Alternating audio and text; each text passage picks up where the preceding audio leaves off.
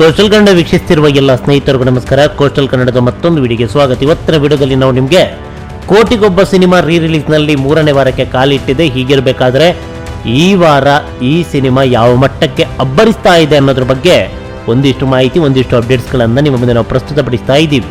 ಮಾಗಡಿ ರಸ್ತೆ ಪ್ರಸನ್ನ ಚಿತ್ರಮಂದಿರದಲ್ಲಿ ಈ ಸಿನಿಮಾ 3ನೇ ವಾರ, ದಿನ 2 ಆಟ, ಮಧ್ಯಾಹ್ನ 1:15 ಹಾಗೆ ಸಂಜೆ 4:20 ಪ್ರದರ್ಶನ. ಮೊದಲ ವಾರವಂತೂ 5ಕ್ಕೆ 5 ಪ್ರದರ್ಶನವನ್ನು ಕೋಟಿಗೊಬ್ಬ ಸಿನಿಮಾಗೆ ನೀಡಿದರೆ, 2ನೇ ವಾರದಲ್ಲಿ 4 ಪ್ರದರ್ಶನವನ್ನು ನೀಡಿದ್ರು. ಕೊನೆಗಳಿಗೆಯಲ್ಲಿ ರಾತ್ರಿ 10 ಗಂಟೆ ಪ್ರದರ್ಶನವನ್ನು ಕ್ಯಾನ್ಸಲ್ ಮಾಡಿದ್ರು. 3 ಪ್ರದರ್ಶನವಷ್ಟೇ ಕೋಟಿಗೊಬ್ಬಗೆ ಸಿಕ್ಕಿತ್ತು. ಪ್ರಸ್ತುತ 3ನೇ ವಾರ. ಈ 3ನೇ ವಾರದಲ್ಲಿ ಕೋಟಿಗೊಬ್ಬ ಸಿನಿಮಾಗೆ ಸಿಕ್ಕಿರೋದು 2 ಪ್ರದರ್ಶನ. ಈ 2 ಪ್ರದರ್ಶನದಲ್ಲಿ ಕೋಟಿಗೊಬ್ಬ ಸಿನಿಮಾ ಈ ವಾರ ಯಾವ ಮಟ್ಟಕ್ಕೆ ಅಬ್ಬರಿಸಲಿದೆ, ಹಾಗೆ ವೀಕೆಂಡ್ನಲ್ಲಿ ಯಾವ ಮಟ್ಟಕ್ಕೆ ಅಬ್ಬರಿಸುತ್ತೆ, ಇವೆಲ್ಲವನ್ನ ಮುಂದಿನ ಎಪಿಸೋಡ್ನಲ್ಲಿ ಹೇಳ್ತೀವಿ. ಇರಲಿ, ಮುಂದಿನ ಚಿತ್ರಮಂದಿರ ಹೋಗೋಣ. ಈ ವಾರ ಮೈಸೂರಿನಲ್ಲಿ ಕೋಟಿಗೊಬ್ಬ ಸಿನಿಮಾ 2ನೇ ವಾರದ ಪ್ರದರ್ಶನ. ಚಿತ್ರಮಂದಿರ ಯಾವುದು, ಗಾಯತ್ರಿಯಾ ಅಂತ ಕೇಳಿದ್ರೆ ಅಲ್ಲ.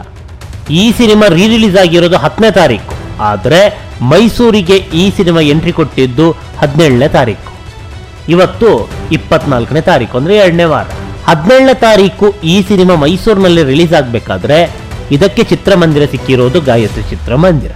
ಆದರೆ 2ನೇ ವಾರದಿಂದ ಈ ಸಿನಿಮಾ ಪ್ರದರ್ಶನ ಕಾಣ್ತಾ ಇರೋದು ಸಂಗಮ್ ಚಿತ್ರಮಂದಿರದಲ್ಲಿ. ಬೆಳಗ್ಗೆ 10:20, ಮಧ್ಯಾಹ್ನ 1:30, ಸಂಜೆ 4:45 ಹಾಗೆ ರಾತ್ರಿ 8 ಗಂಟೆ ಪ್ರದರ್ಶನ. ಸಂಗಮ್ ಚಿತ್ರಮಂದಿರ ಬೃಹತ್ ಚಿತ್ರಮಂದಿರ.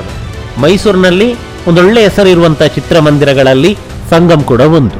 ಸಂಯೋಜಿತವಾಗಿ ಮೈಸೂರಿನಲ್ಲಿ ಕೋಟಿಗೊಬ್ಬ ಸಿನಿಮಾ 2ನೇ ವಾರದ ಪ್ರದರ್ಶನವನ್ನ ಕಾಣ್ತಾ ಇದೆ. ಇನ್ನು ನೇರವಾಗಿ ದಾವಣಗೆರೆಗೆ ಹೋಗೋಣ. ದಾವಣಗೆರೆಯ ಗೀತಾಂಜಲಿ ಚಿತ್ರಮಂದಿರದಲ್ಲಿ ಈ ಸಿನಿಮಾದ ಪ್ರದರ್ಶನವಾಗಲಿದೆ. ದಿನ 4 ಆಟ, ಬೆಳಗ್ಗೆ 11 ಗಂಟೆ, ಮಧ್ಯಾಹ್ನ 2 ಗಂಟೆ, ಸಂಜೆ 6 ಗಂಟೆ ಹಾಗೆ ರಾತ್ರಿ 9 ಗಂಟೆ ಪ್ರದರ್ಶನ. ಈಗಾಗಲೇ ದೃಶ್ಯಾವಳಿಯಲ್ಲಿ ನೋಡ್ತಾ ಇದ್ದೀರಾ. ಇದು ಗೀತಾಂಜಲಿ ಚಿತ್ರಮಂದಿರ ಮುಂಭಾಗದಲ್ಲಿ ಹಾಕಲಾಗಿರುವಂತಹ ಪೋಸ್ಟರ್. ಗೀತಾಂಜಲಿ ಚಿತ್ರಮಂದಿರ ಕೂಡ ದಾವಣಗೆರೆ ಪ್ರತಿಷ್ಠಿತ ಚಿತ್ರಮಂದಿರಗಳಲ್ಲಿ ಒಂದು. ಅದೆಷ್ಟೋ ಸಿನಿಮಾಗಳು ಇಲ್ಲಿ ದಾಖಲೆಯನ್ನು ಬರೆದಿದೆ. ಇಂತಹ ಬೃಹತ್ ಚಿತ್ರಮಂದಿರದಲ್ಲಿ ಕೋಟಿಗೊಬ್ಬ ಸಿನಿಮಾ ಪ್ರಸ್ತುತ ರೀ ರಿಲೀಸ್ ಆಗಿದೆ. ಅಂದರೆ 3ನೇ ವಾರದ ಸಂದರ್ಭದಲ್ಲಿ ಈ ಸಿನಿಮಾ ಗೀತಾಂಜಲಿ ಚಿತ್ರಮಂದಿರ ದಾವಣಗೆರೆಯಲ್ಲಿ ಪ್ರದರ್ಶನವನ್ನು ಕಾಣ್ತಾ ಇರೋದು. ಅದೇನೇ ಇರಲಿ, ಮುಂದಿನ ಎಪಿಸೋಡ್ನಲ್ಲಿ ಮತ್ತೊಂದಿಷ್ಟು ಚಿತ್ರಮಂದಿರಗಳ ಬಗ್ಗೆ ಮಾಹಿತಿಯನ್ನು ಕೊಡ್ತೀವಿ. ನಮ್ಮ ಕನ್ನಡ ಸಿನಿಮಾಗಳು ಇದೇ ರೀತಿ ಭರ್ಜರಿಗೆ ಪ್ರದರ್ಶನವನ್ನು ಕಂಡು ಹೊಸ ದಾಖಲೆಯನ್ನು ನಿರ್ಮಿಸಲಿ ಅನ್ನೋದು ನಮ್ಮ ಆಶೆ. ನಮಸ್ಕಾರ.